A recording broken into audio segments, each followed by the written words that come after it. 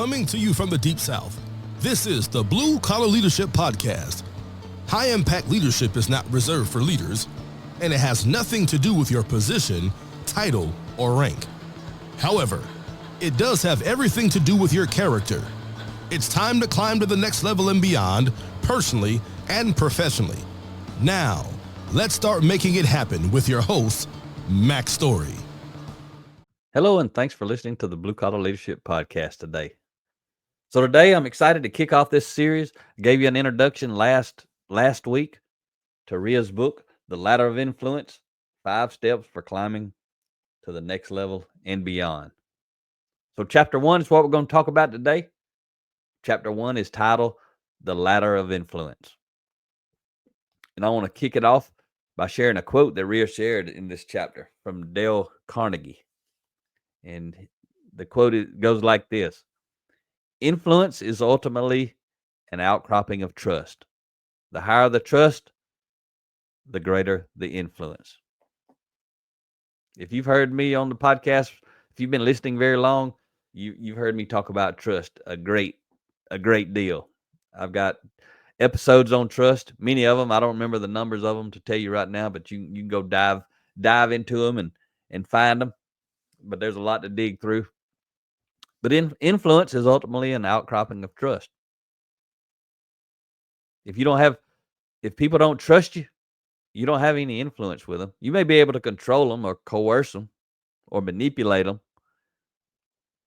but you don't have what I call authentic influence. There's artificial influence, like a boss may have artificial influence with the people. People don't want to follow the boss, but because they haven't developed themselves, they don't have enough influence to go get a job somewhere else. They have to follow the bad boss. So they don't trust the boss. So the boss doesn't have authentic influence. The boss has artificial influence that comes with their position title. It could be the same with you. Your children may follow you because they have to. You know how you won't ever know if they're following you because they have to until they get old enough and in a situation where they don't have to. And when they don't have to, if they choose not to, that's going to let you know they've been following you all those years because they had to. Now they no longer have to. You could be in a situation like that with your parents. You may not have trusted your parents. You may not have liked your parents. You may not have got along with your parents. There are people out there like that. I'm like that relative to my father. I don't get along with him. I hadn't liked who he is as a person pretty much my entire life. And when I got old enough that I didn't have to have a relationship with him, I didn't for a long time until I started reading these type books that Rhea and I write about and talk about. And then I tried to rebuild that relationship. I tried to do my part. And I found out he still didn't want to change. He didn't want to get better. And that's fine. He don't have to. But I also don't have to talk to him. And I also don't have to have a relationship with him.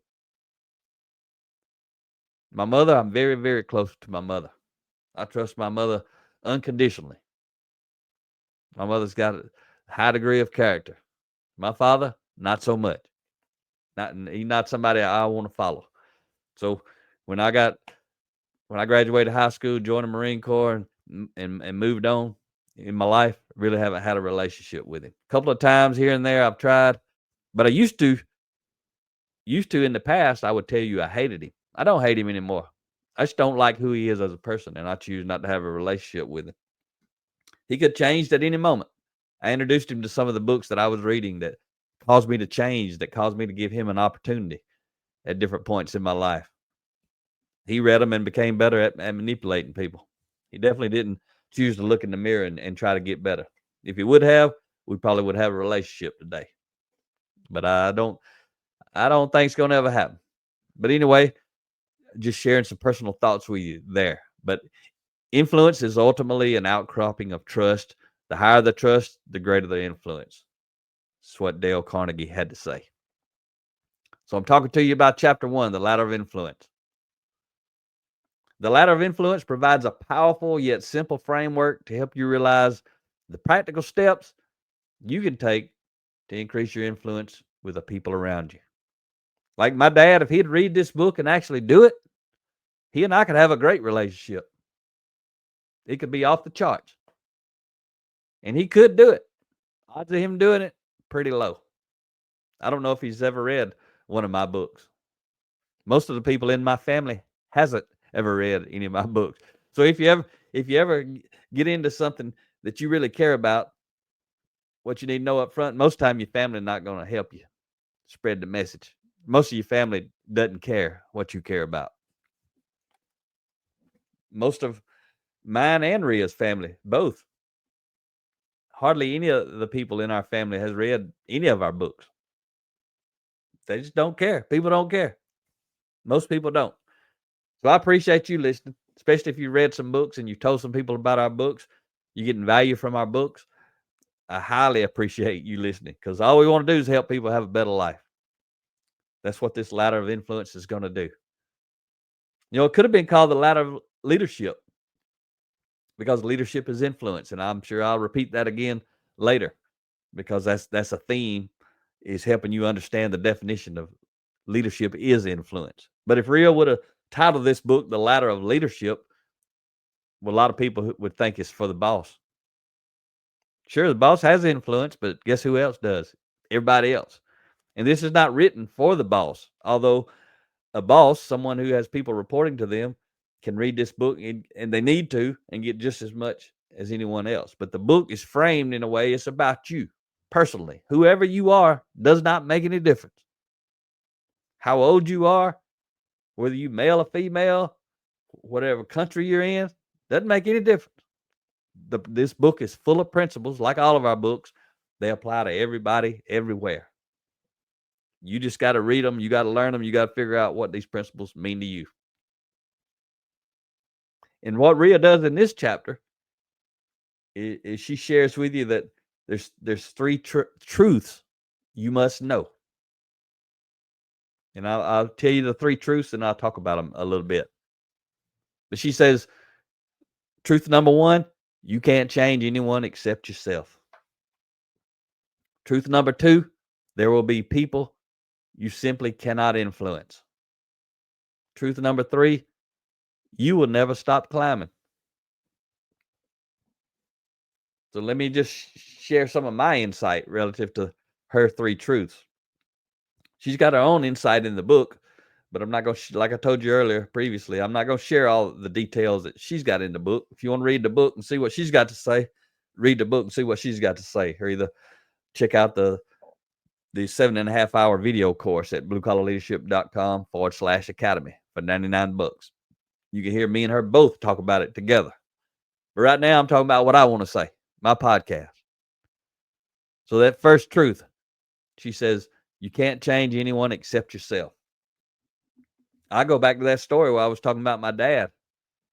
If I could change someone, which I can't, neither can you, but if I could, he's one of the people that I would change. So that I would want to have a relationship with him. One thing, if you don't know me personally, one thing you need to know relative to me, blood doesn't make any difference to me. Being a blood relative, that has nothing to do with who I want to associate with or who I care about.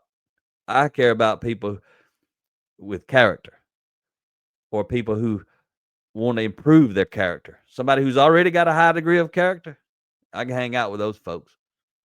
Somebody who wants to, maybe they got terrible character in the moment, but they want to improve it and they think I can help them. I can hang out with those folks, and anybody in between that kind of fits in between those two. People who already have a high degree of character, or people at any level who want to grow and develop their character. That's people I want to be around. That's people I want to associate with. Ain't got nothing to do with blood. Ain't got nothing to do with being a relative. Ain't got nothing to do with anything except that. That's how I choose to invest my time with people. But you got to know you can't change anyone except yourself. And Ria's teaching this because when you read this book, or you listen to this podcast, or you go through that video course, and you really start learning this, first thing you're going to start to notice is how many other people need to learn what's in this book. Especially people close to you. You're going to be thinking, man, if my spouse or my brother or my sister or my father or my mother would get this stuff, my life would be better because they need to improve. Or their life might get better. You may know some folks who ain't leading themselves too well, but you care about them. They're going down the wrong path in the wrong direction, and you think, man, if they just learn this. And that's true, but you can't change them. You can't make them learn it. All you can do is try to learn and apply this stuff to yourself and hope you rub off on somebody else, which means hopefully you'll motivate and inspire someone else. It may not be those people you truly want to change. Like I ain't rubbed off on my father. And I gave it a couple of chances, different times throughout the years. I'm 55 at the moment I'm recording this podcast, so I've had most of the years I hadn't had any interaction with him. Like at the moment, I can't remember the last time I've seen him or spoke to him. It's been a while. But there's times where I've spent months off and on talking with him, visiting with him, went on vacation, took him on a fishing trip on vacation, things like that, trying to rebuild the relationship, which I did rebuild the relationship because I don't hate him anymore. But he didn't want to move any. He wanted to stay who he was, and I ain't going there. I'm not going backwards to associate with someone. That ain't what I'm doing. I ain't letting somebody else bring me down to their level so I can associate with them. Like if I had a criminal did drugs and a friend who did drugs and he said, hey man, he made it obvious that the only way he's going to hang out with me was if I did drugs. Well, I won't be hanging out with him because I ain't doing drugs. Or if I had a friend who drank alcohol and only way that he's going to associate with me is if I drank alcohol at some point with him. Well, I ain't hanging out with him because I don't drink alcohol. I ain't going to somebody else's level just so I can associate with them. Now, if my friend was to drink alcohol, and I got friends and people who drink alcohol, but they don't expect me to. And I don't want to be around them while they're doing it. I don't care if they're doing it, but if they're doing that, I don't want to be there because I ain't interested in that. I want to have conversations with people who 100% sober. So I don't associate knowingly with anybody who's doing anything like that. I don't care if they do it. They're welcome to do it all they want. I just don't want to be associated with it. That's just who I am. But you got to realize you can't change anyone except yourself. And I've known that for a long time. I don't try to change people. I try to motivate and inspire people to choose to change themselves. That's why I share my stories. That's why I'm doing this podcast. I can't change you, but man, I hope you get better. I hope you choose to get better. I hope I can say something that motivates and inspires you to choose to get better. I hope I can share something, in this case, from Ria's book, from Ria's thoughts, that can help you get better. But you got to know, because I'm talking to you now, as you learn this stuff, don't be looking out the window thinking everybody you know needs this. They do. I already know they do. I don't even know the people you know, but I know they need this. That ain't where the value comes from. As you go through this content, well, again, whether it's the podcast, the book, the video course, doesn't make any difference. You got to be focused on the mirror, not out the window. That's where your value is going to come. Any of my content, anybody's content that's like mine. It ain't about learning this and judging everybody else, expecting them to be like you. See, I don't expect people to be like me. Those examples I gave you a minute ago, I don't expect them people to be like me. They can be like whoever they want to be. But if I'm going to hang out with them, we got to have some shared values. But I don't have to hang out with them. They don't have to hang out with me. I don't have to hang out with them. I ain't trying to change people. I'm trying to help people who want to improve to learn how to do it. And whatever they want to do with it, that's what they get to do with it. The second truth I talked about that Ria shared, there will be people you simply cannot influence. So now we're talking about when you're trying to influence someone. Again, I talk about my dad. I tried to influence him. Didn't try to change him. I can't change him. But I can influence him. So what are we talking about right there? You hear that old saying, you've heard me say it on the podcast before. You've heard people say you can lead a horse to water, but you can't make them drink. You can't make them drink. You put some salt on their tongue, make them thirsty. That's what we're talking. That's like influence the horse to drink. You can't make the horse drink. You can influence the horse to drink.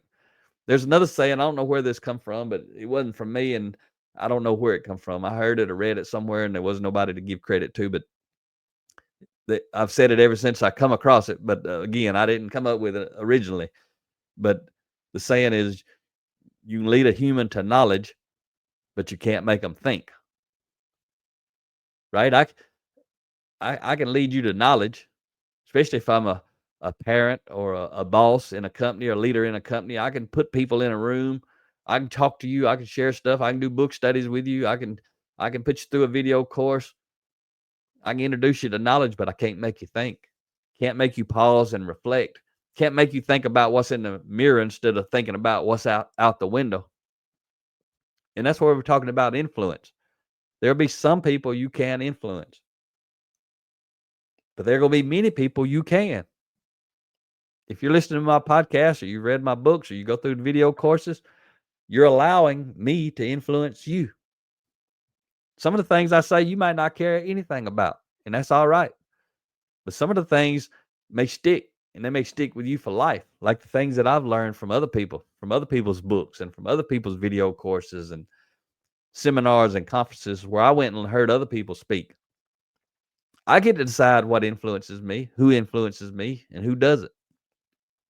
Same as you, same as everybody else. There will be people you simply cannot influence. And if your focus is on influence, you're just going to move on. If your focus is on controlling those people, you're going to just keep fighting it. And you may control them. But do you want to be controlled? You want somebody controlling you? I doubt it. Neither does anyone else. So we talked about trust. If you're trying to control people, you're losing trust. When you lose trust, your influence goes down, not up. That's why Rhea started off this chapter, and I started off this podcast series with that quote from Dale Carnegie. Influence is ultimately an outcropping of trust. The higher the trust, the greater the influence, which also means the lower the trust, the less the influence. So that's what you got to understand throughout this book, throughout this podcast series. We're going to be helping you. All this stuff is to help you authentically build trust with people.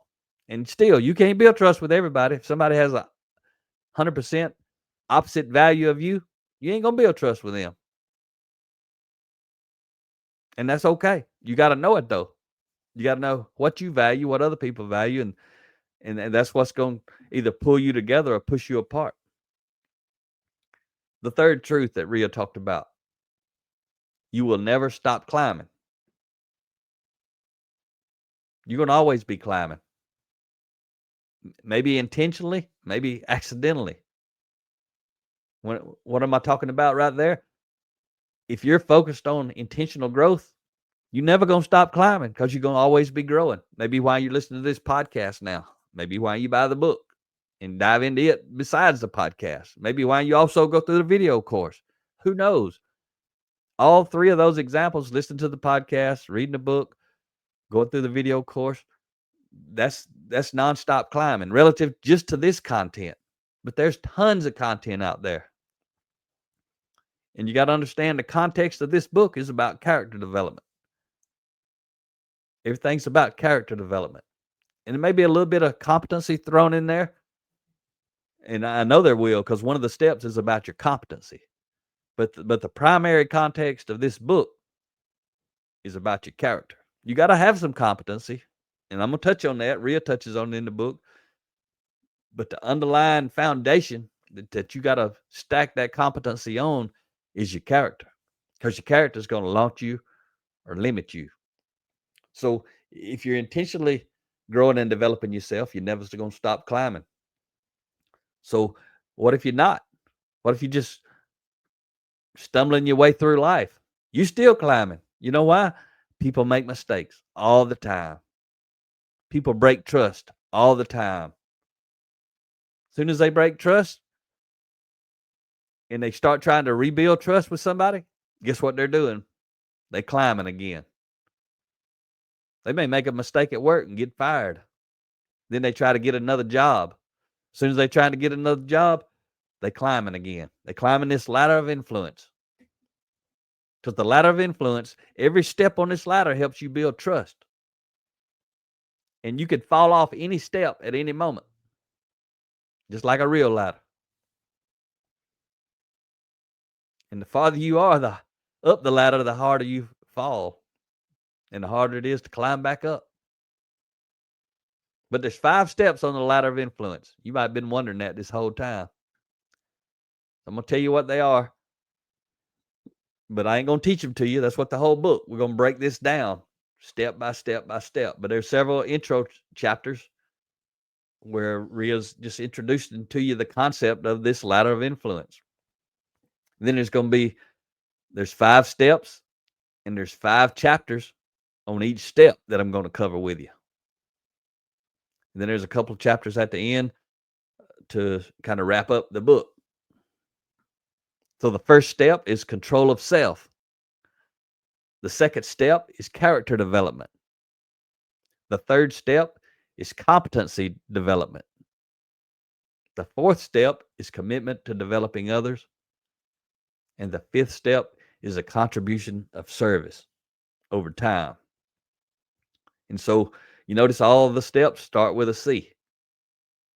And again, I'm going to break these down for you very deeply. I can't overstate, I hope you get the book. I would love for you to go through the video course, but I hope you really get the book so that you can marinate on this stuff. You can think about it. I know a lot of you don't like to read books. You like to listen to audio. Also, this is an audio. Ria's book is also on audio format, and there's an ebook. But I know a lot of people, even when they read the book, they don't really read it. They like listen to the audio, and that's fine. But I'm telling you, any of these kind of books, even if you listen to it on audio, you need a paperback version of the book. You can highlight it. You can go back and quickly reference it. I mean, if you got a book in your truck, you out on a job site, you remember something, you can go flip that book open. You can find where it's at. You can open the book, show it to somebody you're trying to teach them something. You can read it to them right out of the book. They'll see the book. They may say, "What's the title of that book, man? Where'd you get that?"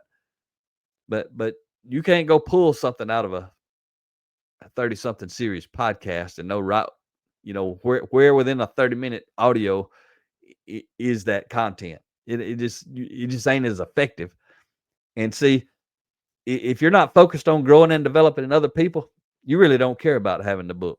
I understand that, but I'm trying to grow you and develop you into a person who wants to grow and develop other people. If you want to grow and develop other people, you're going to have a real book because you're going to want to open it up, show it to them, try to motivate and inspire them by letting them see it physically, letting them know you're into reading books. You want to model this kind of stuff. That's why I understand some people don't care about a paperback book or a hardcover book, a real book, what I call it. They don't care. That's okay. But if you are truly a person who's growing and developing other people, you're going to have the real books. You're going to have the pages folded, highlighted, all that kind of stuff because they're a tool for you to reference.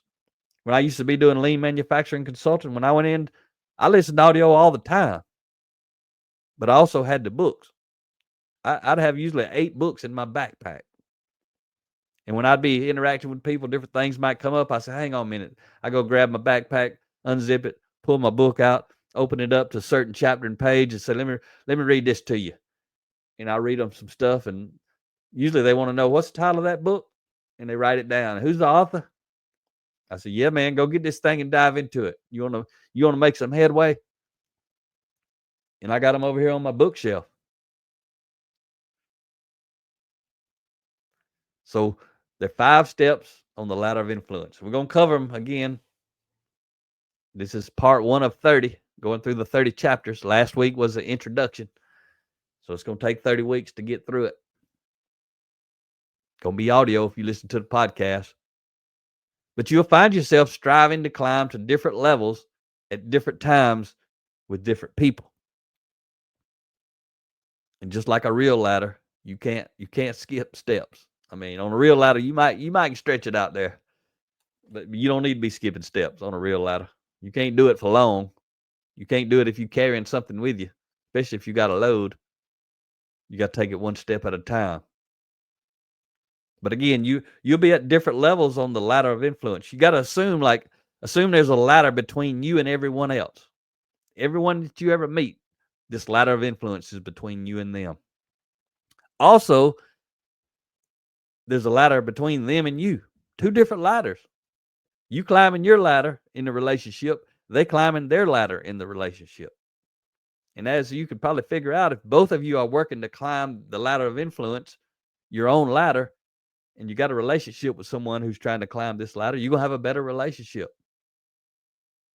Like I use that example with my dad right here. I can use that. I've been climbing this ladder of influence. I've been doing it now since 2008. 16 years I've been working intentionally to climb this ladder. He hadn't. He ain't never been trying to climb this ladder on purpose. He's been trying to climb it a lot of times by accident, where he slips up and he got to do some climbing to try to rebuild some relationship somewhere with somebody, as I talked to you earlier. But you're going to be at different levels with different people. And that'll make more sense to you as we cover the content, or you go through the book, or you go through the course. But you must never forget that your influence is built from the ground up. And with every interaction, you must remember to start with the bottom step, control of self. Think of that bottom step, that one step right there, control of self.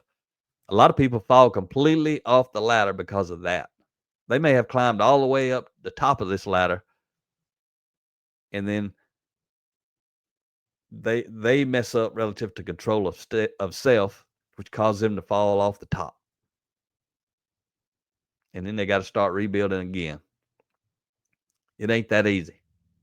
You've already fallen off the ladder. You may not have put it in that context, put it in this, use this terminology, but you know exactly, as you're starting to learn what I'm talking about, you know when you've fallen off that ladder of influence and you've lost all influence maybe with someone, or you lost some influence with someone, and you got to start climbing your way up.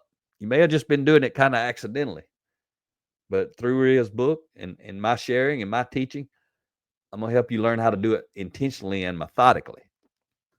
When you know how to do that, you can do it really, really quick. Imagine a baby walks up to a ladder. Maybe the steps are close enough they actually could climb it if they knew how, but they don't even know it's supposed to be there. They don't even know it's there to be climbed. They may figure their way up a step or two, and then they figure out they can climb it. Then they fall off. And that don't feel too good, so maybe they don't want to climb back up it because it don't feel good to fall off the top. So they just kind of step up on the first step and kind of hang out there. You got to build up your courage. You got to know why you got to climb it. You got to know how to climb it. All right, so that wraps up chapter 1. If you're still with me, be sure to check out bluecollarleadership.com/academy. And you can enroll in this 7.5-hour course for $99. You get a 30-page workbook. You can listen to me and Ria teach you this together. And again, a key point of that is you get the certificate of completion at the end. Hope you enjoyed today's episode. Talk to you next time. Make it happen, or someone else will. It might as well be you. Are you serious about taking your career and your life to the next level and beyond? Check out Mac Story's Blue Collar Leadership series books and others, now available on audio, along with paperback and ebooks at Amazon and Audible. Please visit bluecollarleadership.com to learn about Mac's books, programs, special offers, and more. Thank you for listening to the Blue Collar Leadership Podcast.